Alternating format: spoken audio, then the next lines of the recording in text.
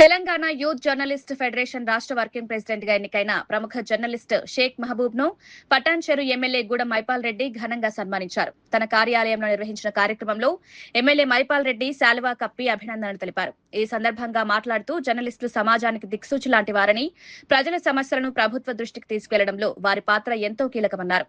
షేక్ మహబూబ్ జర్నలిస్టుల సంక్షేమం కోసం సమర్థవంతంగా పనిచేశారని ఆశాభావం వ్యక్తం చేశారు.